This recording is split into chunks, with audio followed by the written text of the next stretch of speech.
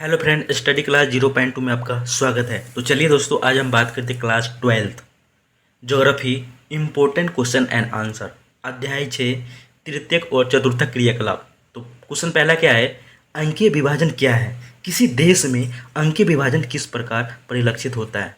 तो दोस्तों इसमें दो क्वेश्चन है, पहला है अंकीय विभाजन के बारे में बताना है और किसी देश में अंकीय विभाजन किस प्रकार क्या है परिलक्षित होता है।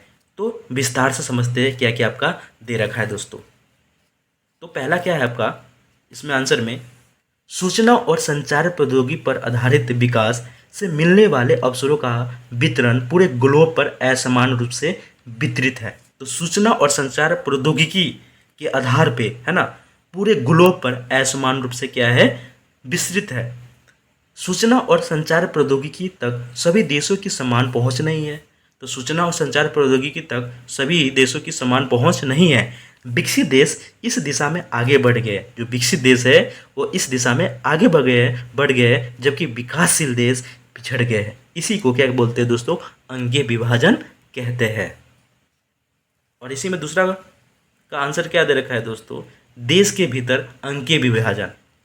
तो देशों के भीतर भी अंकीय विभाजन दिखाई देता है।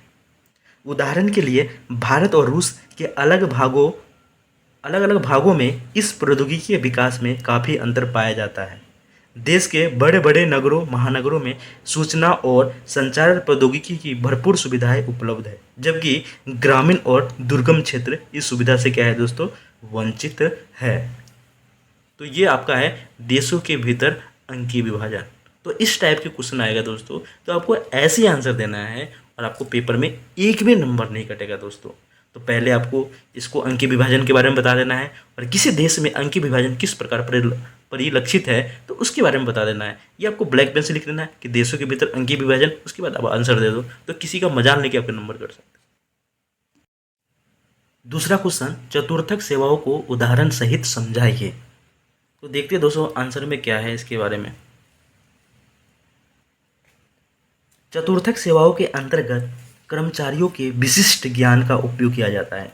तो जो चतुर्थक सेवाएं होते हैं अंतर्गत कर्मचारियों के विशिष्ट ज्ञान का उपयोग किया जाता है।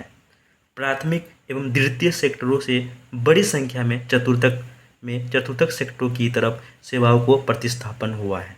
तो जानते हैं दोस्तों, प्राथमिक क्षेत्र जो कृषि करते हैं, द्वितीय क्षेत्र जो विनिर्माण सेक्टर है, जैसे मैन्युफैक्चर होता है, जैसे आपका जूते का निर्माण होना, कपड़े का निर्माण होना। और तृतीय सेक्टर आप जानते हो जो सर्विस सेक्टर होता है, जैसे टीचर हो गया, डॉक्टर हो गया। और चतुर्थक सेक्टर होता है जो इसमें रिसर्च करता है, वो चतुर्थक सेक्टर आपका हो जाता है दोस्तों। आगे देखते हैं दोस्तों, सेवाओं में वृद्धि अर्थव्यवस्था के विकसित होने का प्रतीक है।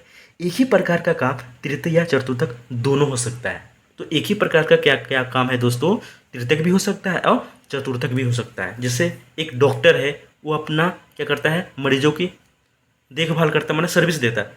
बट कोई बीमारी लेकर के वो रिसर्च करता है, तो वो चतुर्थक सेक्टर में दोस्तों आपका हो जाएगा।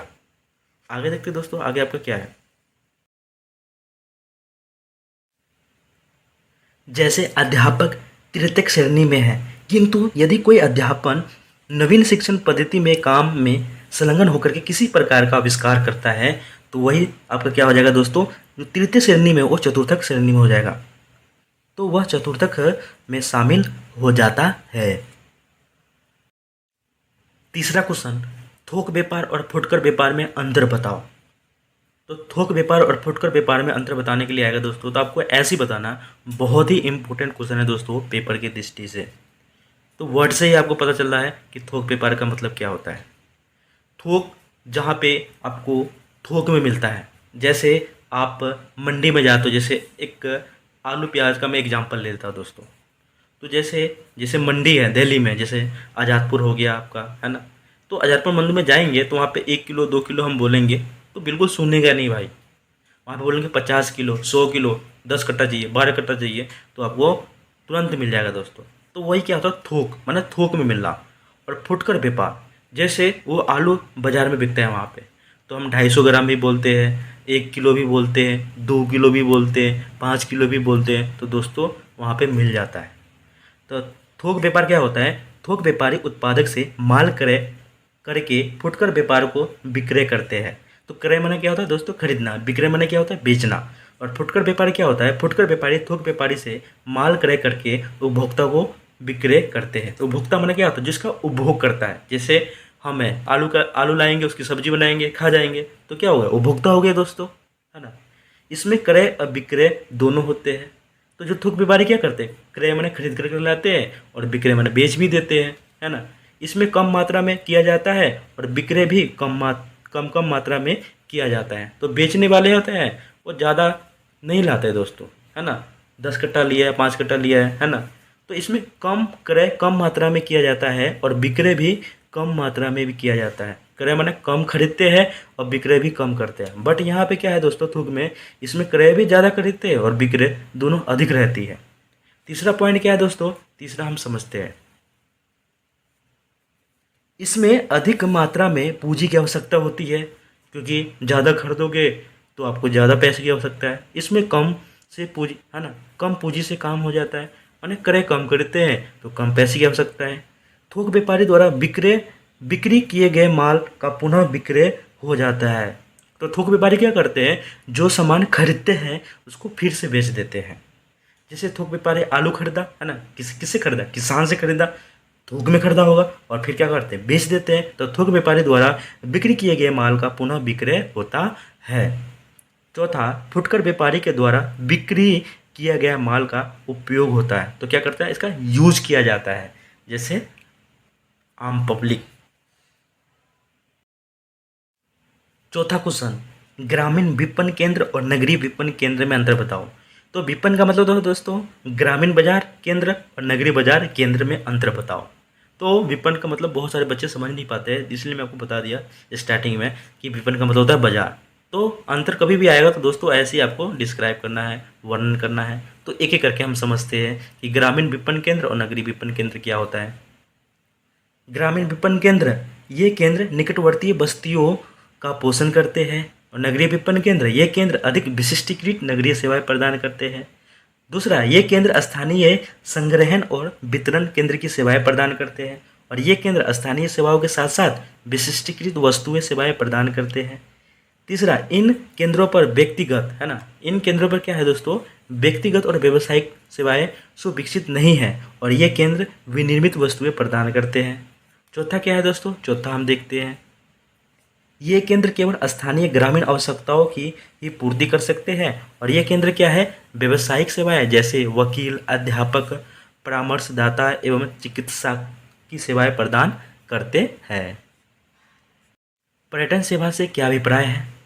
पर्यटन को प्रभावित करने वाले कारक बताओ। जिसमें 2 क्वेश्चन है दोस्तों, दोनों को बताना है।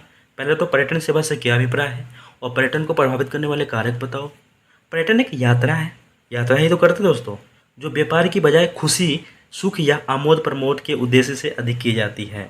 तो पर्यटन किस लिए किया जाता है? व्यापार की बजाय खुशी के लिए, है ना। आमोद प्रमोद का मतलब क्या होता है दोस्तों? आमोद माने तो खुशी और प्रमोद माने क्या होता है? सुख के उद्देश्य से अधिक की जाती है। पर्यटन में लोग अपने निवास स्थान एवं कार्यस्थलों से अस्थायी तौर पर थोड़े समय के लिए अन्य स्थानों पर जाकर मनोरंजन करते हैं। तो क्या करते हैं दोस्तों? जैसे निवास स्थान जहाँ पे रहते हैं, तो जैसे शिमला चले गया 2 दिन के लिए, 5 दिन के लिए, कार्यस्थलों से अस्थायी, है ना, टेम्परेरी के लिए जाते हैं, कुछ समय रहते, फिर थोड़े समय के लिए रह जाते हैं, फिर वापस चले जाते हैं, मनोरंजन करके वापस चले जाते हैं। तो पर्यटन क्या है? एक यात्रा है जो व्यापार की बजाय खुशी, सुख या आमोद प्रमोद के उद्देश्य से अधिक की जाती है। पर्यटन में लोग अपने निवास स्थानों एवं कार्यस्थलों से अस्थायी तौर पर थोड़े समय के लिए अन्य स्थानों पर जाकर के क्या करते हैं दोस्तों? मनोरंजन करते हैं। और दूसरा पॉइंट क्या है दोस्तों? पर्यटन को प्रभावित करने वाले कारक, 2 कारक है दोस्तों। तो पहला क्या है? मांग, और दूसरा क्या है? परिवहन। मांग क्या है? विगत शताब्दी से अवकाश के लिए पर्यटन की मांग तीव्रता से बढ़ी है। तो विगत शताब्दी से अवकाश माने छुट्टी के लिए पर्यटन की मांग तीव्रता से बढ़ी है। उच्च जीवन स्तर तथा बढ़े हुए आराम के समय के कारण अधिक लोग विश्राम के लिए पर्यटन पर जाते हैं। तो उच्च जीवन स्तर माने अच्छा खासा कमा रहे हैं, पैसे भी है, तो लोग क्या करते हैं दोस्तों? घूमने के लिए चले जाते हैं। परिवहन, अब दोस्तों जाएंगे घूमने के लिए तो पर्यटन की भी सुविधा अच्छी होनी चाहिए। पर्यटन सुविधाएं में सुधार के कारण पर्यटन सेवा क्षेत्रों का अधिक विकास हुआ है। उदाहरण के लिए वायु परिवहन को विश्व के सभी स्तरों से जोड़ता है। तो जो भी हिस्टोरिक प्लेस है उसे वायु परिवहन से, वायु परिवहन से क्या है दोस्तों, कम समय में, है ना, हम वहाँ पे पहुँच सकते हैं। क्वेश्चन छठा, पर्यटन को आकर्षित करने वाले कारक को विस्तार सहित समझाइए। तो क्या है दोस्तों, पर्यटन को आकर्षित करने वाले कारक को विस्तार सहित समझाइए। तो इसमें क्या क्या है दोस्तों, पहला है जलवायु, दूसरा है भूदृश्य, तीसरा क्या है इतिहास एवं कला, और चौथा क्या है संस्कृति और अर्थव्यवस्था है। तो एक एक को हम विस्तार से समझते हैं क्या क्या दे रखा है दोस्तों। पहला है जलवायु। कुछ ठंडे देशों के पर्यटकों को गुनगुनी धूप में पुलिन पर मौज मस्ती करने की इच्छा होती है। तो कुछ ठंडे देशों के पर्यटकों को गुनगुनी, है ना, हल्की फुल्की, ज़्यादा तेज धूप न हो, और पुलिनों पर मौज मस्ती करने की इच्छा होती है। दक्षिण यूरोप और भूमध्य सागरीय क्षेत्रों में पर्यटन के महत्व का यह एक महत्वपूर्ण क्या है दोस्तों, कारक है। दूसरा पॉइंट क्या है दोस्तों, बात करते हैं भूदृश्य। कुछ लोग मनोरम और मनोहर पर्यावरण में छुट्टियां बिताना पसंद करते हैं। इसके लिए पर्यटक पर्वतों जैसे हिमाचल प्रदेश की साइड, झीलों की इलाका जैसे जम्मू कश्मीर में भी आपका बहुत सारी झील है, दर्शनीय समुद्री तटों, समुद्री तट जैसे गोवा हो गया, है ना, मनुष्य द्वारा पूर्ण से अपरिवर्तित भूदृश्यों को क्या करते हैं दोस्तों, चुनते हैं। तीसरा क्या है इतिहास एवं कला। प्राचीन काल के इतिहास से संबंधित स्थल, पुरातात्विक महत्व के भवन पर्यटकों के लिए आकर्षक स्थल होते हैं। जैसे दिल्ली में देख लो, लाल किला हो गया आपका, है ना, अक्षरधाम मंदिर है, बहुत सारे, जैसे आपका कुतुब मीनार हो गया, राजस्थान में हवा महल हो गया।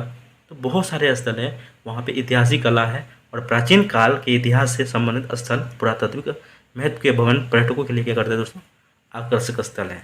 लास्ट पॉइंट है दोस्तों संस्कृति और अर्थव्यवस्था। मानव जातीय और स्थानीय रीतियों को पसंद करने वाले पर्यटन लुभाता है। तो क्या है, मानव जातीय और स्थानीय रीतियों को पसंद करने वाले को पर्यटन लुभाता है। घरों में रुकना एक लाभदायक व्यापार बनकर के उभरा है।